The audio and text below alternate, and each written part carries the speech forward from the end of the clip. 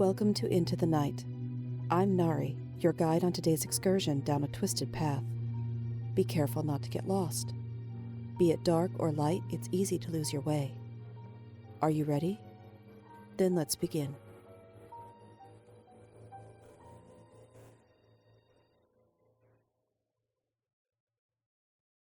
When the Circus Comes to Town, Part 2.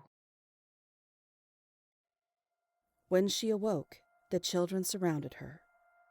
Before she could open her eyes, she heard them speaking. Do you think she saw us? Mom and Dad are going to kill us if she did. Maybe she won't remember when she wakes up. As Edie gained consciousness, the first face she saw was Ella's, and it must have been clear by the look on her face that she had seen, and she did remember. Just what do we do now? A boy rubbed his forehead in worry. A brown-haired girl of about Edie's age spoke up. Well, the first thing we do, Josiah, is help her up. Come on, you guys. The girl and Josiah extended their hands to Edie and helped her sit. Hi there, I'm Kalinda. They call me Callie. She sat next to Edie. I'm Edie Franklin. I think I should be going. Sorry to have bothered you. Not so fast. A tall boy with dark brown eyes stared down at her. First, tell us what you saw. Edie, frightened and confused, stammered. Really nothing. I just need to go. The boy moved closer to her. Stop it, Ryland.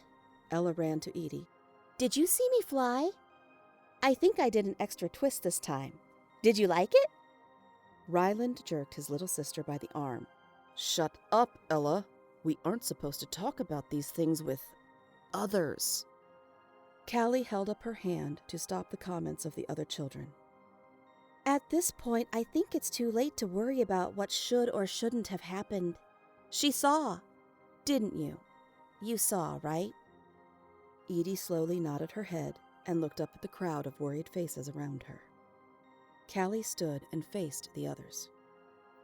Listen, we can't change any of that now.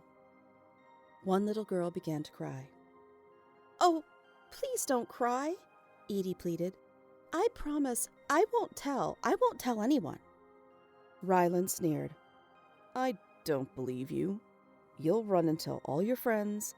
That's what girls do.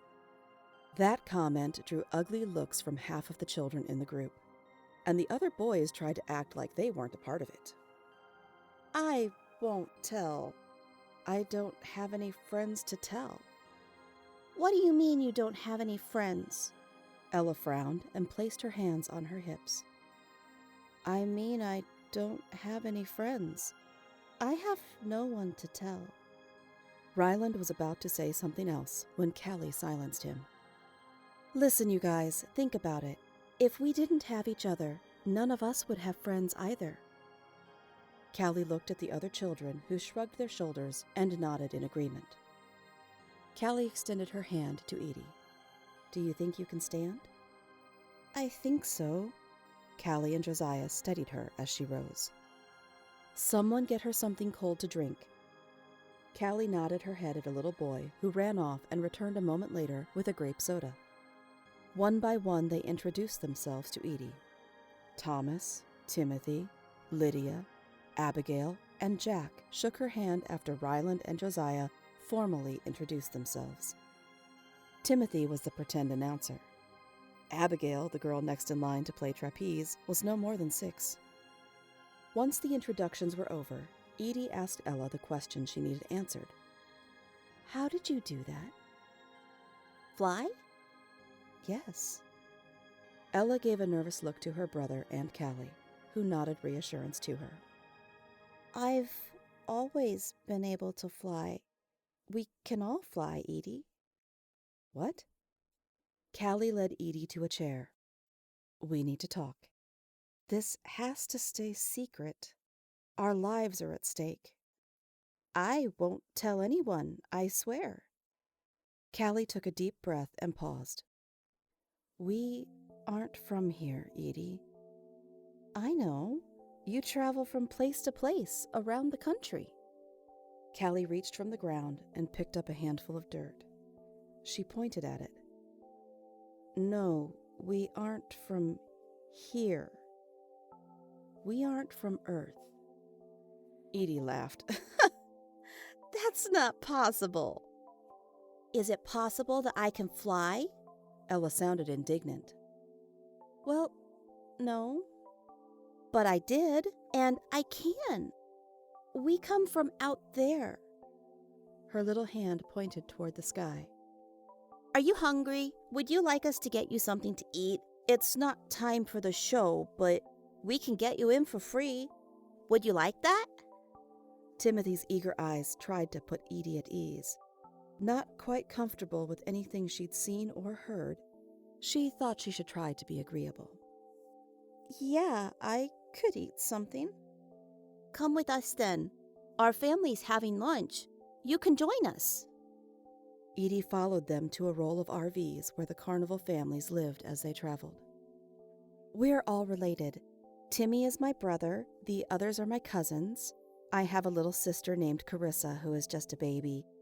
My Aunt Nella watches her on performance days. Callie squeezed her hand. Let me do the introductions. Callie opened the RV door and Timothy bounded up the steps. Mom, Dad, we made a new friend. Her name's Edie. Callie rolled her eyes at Edie and muttered, So much for me making the introductions. The two girls giggled and climbed into the RV. The adults, already in their trapeze outfits, stood from the table, a little shocked and dismayed, but still polite. Edie, it's nice to meet you. I'm Irene.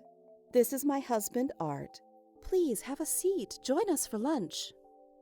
Edie slid into the bench between Timothy and Callie. Thank you. Everything looks delicious. They piled food onto her plate, and everyone looked nervously around the table. Mom, Dad, Edie knows. She knows about us. Art sat his fork down and began to speak. Irene's calming touch to his wrist quelled his outburst. Hold on, dear. Let's hear what our daughter has to say. Irene gazed at the girls while squeezing her husband's hand. Before you continue, Callie, I do want to remind you that you knew what the rules were. I know, Mom, but it was an accident. We were playing trapeze, and she saw Ella flying. We're sorry, aren't we? Both Edie and Timothy joined in their apologies. I promise I won't say anything. Art sat silently for a moment. What's done is done. We can't change it now. We're going to have to trust you, Edie. Our lives depend on you keeping quiet. I understand, and I promise. Let's finish up lunch. It's almost time for our show. Would your parents mind if you watched our performance and then came back here so we could talk some more? Now that you know our secret, we may as well get to know each other a little better. Irene smiled a tentative smile. I'd like that. I'm here by myself. My parents won't mind. I'd love to see your show. They placed the dishes on the counter to wash later and made their way to the big top. Inside the tent, music blared and jugglers entertained the crowd. An elephant walked slowly around the ring, performing tricks that brought cheers.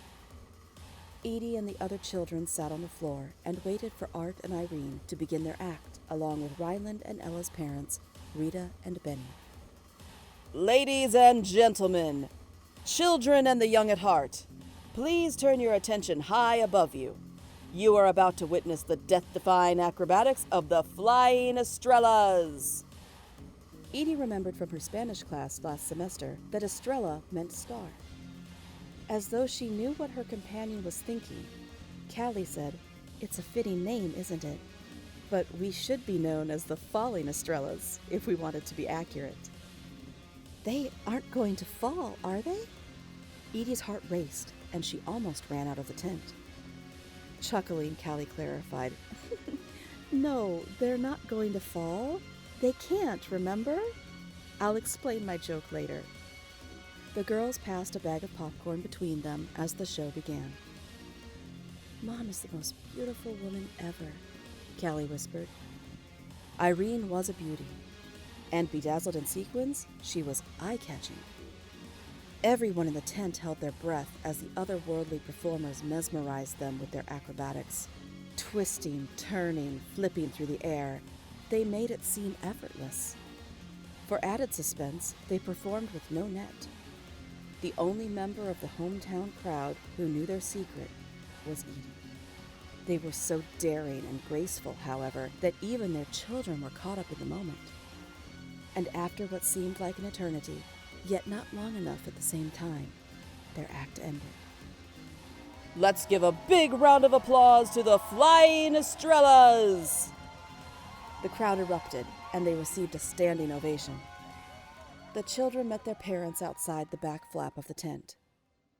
Did you enjoy yourself, Edie? Oh, Irene, you were marvelous! All of you were! The 4 adults beamed. Thank you, young lady. Irene says you know our secret and that you're joining us for dinner and a night on the Midway. Is that right? Our daughter Ella promised us that you were wonderful, and I can see she was right. Benny scooped his daughter into his arms as Ella squeaked, I did! Edie's my new best friend! As they walked to the RV, Edie fell silent behind Callie. What's wrong? Did someone upset you? Tears brimmed in Edie's eyes. No, Callie, I guess when Ella said I was her best friend, it just really hit me. I've never had friends before. Callie gave her hand a squeeze. Well, you do now. After dinner, the evening was spent riding all the rides and playing any game she wanted. Only this time, Edie actually won. The Estrellas introduced her to all the carnival workers that they met. Before she knew it, it was getting late, and she had to call her parents to meet her at the front gate. Please come back tomorrow, Edie. I can't remember the last time I had so much fun. Callie gave her a big hug, and so did Ella, Timothy, and Abigail. Here you go, Edie. It's a free pass for as long as we're in town. Art pulled a card from his shirt pocket. I'll be glad to talk with your parents so they know it's legit. Anyone who can keep up with our Callie is welcome with us. He tousled Callie's hair. Oh, Daddy. She wrapped her arms around him, grinning. Once the arrangements were made with Edie's parents, she practically lived at the carnival. The children told her stories from their home planet, and they even helped her fly with them. She had to hold their hands, like she was Wendy and they were Peter Pan's, but she flew. One afternoon, Callie and Edie took a walk to the park near the fairgrounds. A little creek gurgled through the trees, and the 2 girls soaked their feet in the cool water under the shade of an oak tree.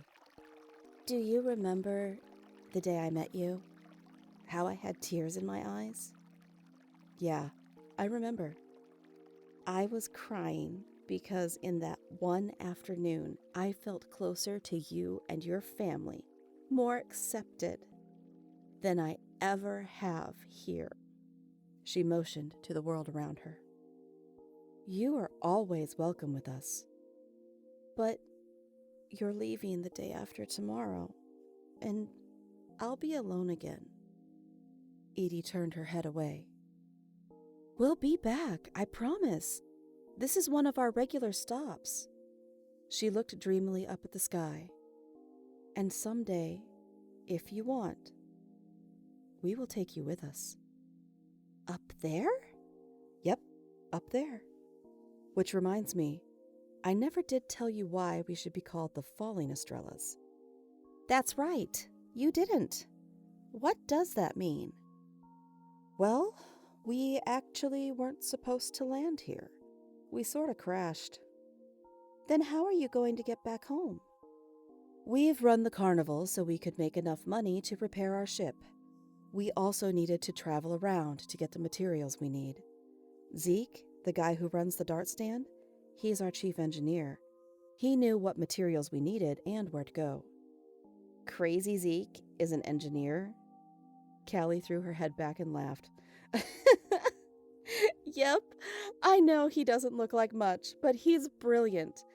It was his idea to use the disguise of being a traveling circus. He said no one would pay much attention to us or keep track of where we were going. That's pretty smart. Edie thought about how looks could be deceiving. I've already talked to Mom and Dad about it. They're happy to bring you with us if you'd want to, at least for a visit sometime to our planet. Really? I'd love that. I wish I could go now. But you can't leave your parents. Not yet, anyway. Once you're older, you can, though. Promise? I promise. Hey, Callie? Yeah? How will you get back to your ship? We have it with us now. What? Yeah, we've kept it with us and made repairs as we could. No way. Where do you hide it? We don't hide it, silly. In fact, you've been on it. Lots of people have. They're on it right now. They just don't know it. How? It's the tilt-a-whirl. Zeke turned it upside down and mounted seats on top of the thrusters. Of course, he had to do some adjustments so people didn't get blown off. They laughed at the thought, and Edie imagined Cassie Neiman jettisoning out into the atmosphere. I want you to have this. Callie handed her a small jewelry box. Open it. Oh, Callie, it's a necklace just like yours. She held it next to Callie's, and the stones glowed. This is how we will keep in touch until we see each other. We are friends forever. The two girls hugged as tears ran down their faces. I will always be your friend, Callie. Holding her hand, Callie rose and helped Edie to her feet. We'd better get back. 2 nights later, as the carnival workers tore down their tent, Edie watched, unable to hide her grief. The Estrellas gathered around her and assured her they would meet her again soon. Edie, I have to admit, I wasn't sure about you when Timothy first burst into the RV with you, but I already love you like a daughter. Keep this to remind yourself you have us as friends. It's not much, but I hope it makes you feel better. Art handed her an envelope. Honey, your parents are here to pick you up. 1 more round of hugs, and then you need to go. Irene wiped a tear from her eye. Sitting in the back of her father's car, Edie opened the envelope she clutched. Inside was a card that read, "Free admittance when the circus comes to town."